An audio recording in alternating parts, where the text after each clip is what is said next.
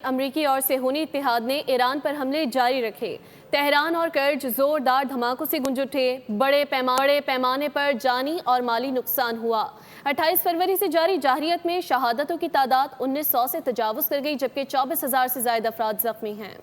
امریکہ اور اسرائیل ایران میں اندھا دھند بمباری کرنے لگے۔ وہ شہر میں کیا گیا حملہ ایک ہی خاندان کے 4 افراد کی جان لے گیا، جبکہ صوبہ خوزستان میں پانی کی ایک اہم تنصیب کو نشانہ بنایا گیا۔ تہران کے مغرب میں واقع شہر کرج رات بھر دھماکوں سے گونجتا رہا،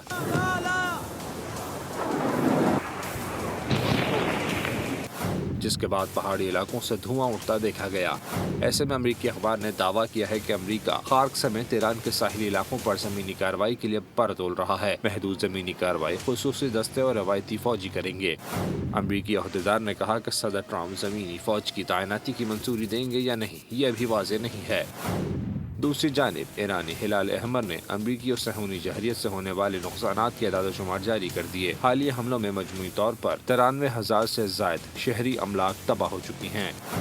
متاثرہ مکانات کی تعداد 71,547 بتائی گئی ہے، جبکہ 20,779 تجارتی املاک کو بھی نقصان پہنچا ہے۔ سرکار الحکومت تہران میں 31,562 رہائشی اور تجارتی عمارتیں متاثر ہوئی ہیں۔